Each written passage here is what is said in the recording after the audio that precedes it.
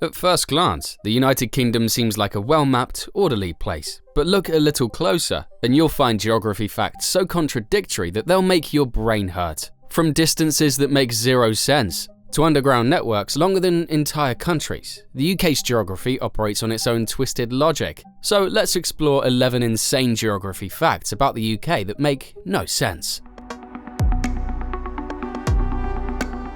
You can be at the most landlocked spot in the entire UK and still be closer to the ocean than someone living in downtown Denver is to the Pacific. The most landlocked spot in Britain, Church Flats Farm near Cotton in the Elms, is only 113 kilometers from the sea and a mere 72 kilometers from tidal water. Compare that to Denver, nearly 1,300 kilometers from the Pacific. In the UK, even remote barely means remote. Think about that for a moment. This supposedly massive island nation is so compact that its most remote inland location is closer to the sea than many major cities in continental countries are to their nearest beaches.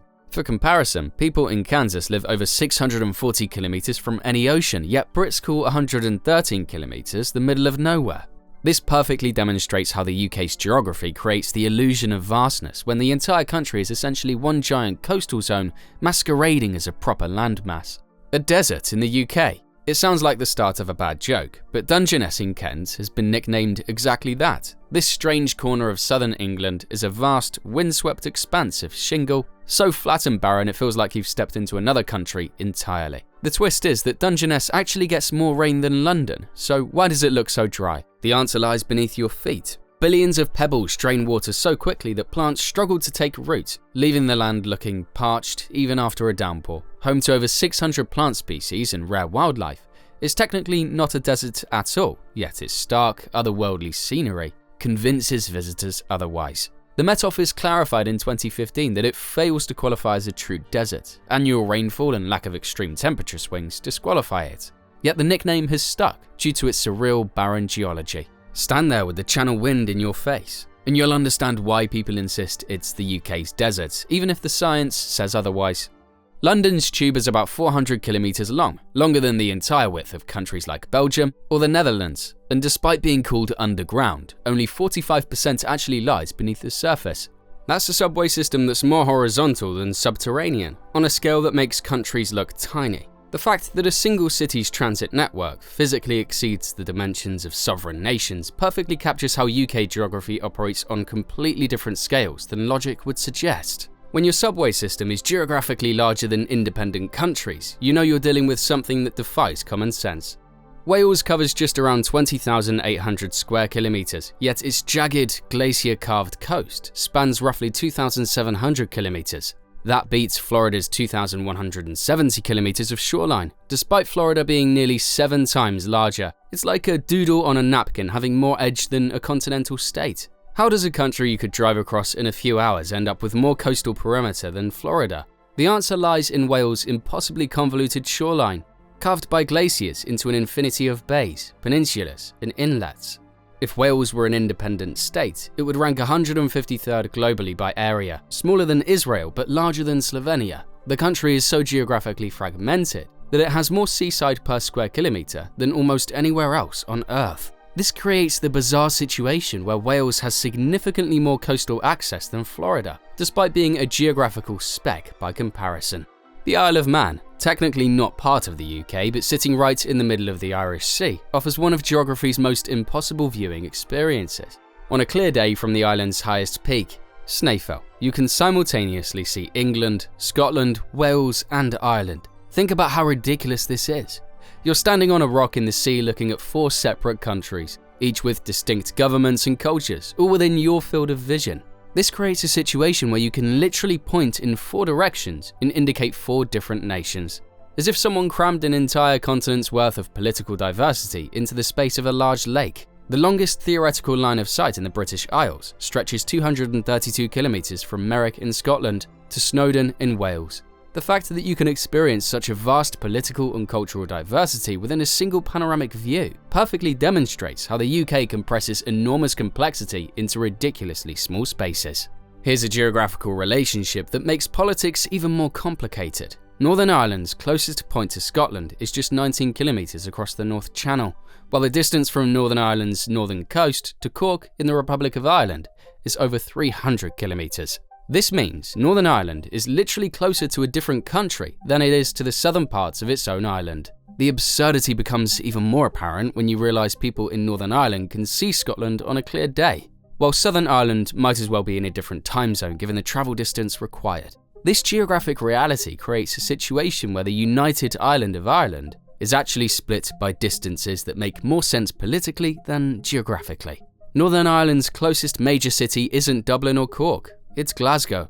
The island of Ireland, supposedly a unified geographic entity, operates more like two separate landmasses connected by a long, narrow bridge. The River Severn, at 354 kilometers long, flows through Wales and England, making it the longest river in the entire United Kingdom.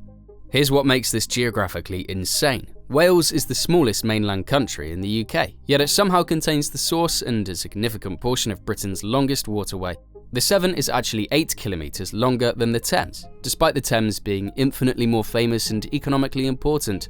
This creates the bizarre situation where the least populated and smallest country gets the biggest river, while England, with its massive population and economic dominance, settles for the shorter Thames.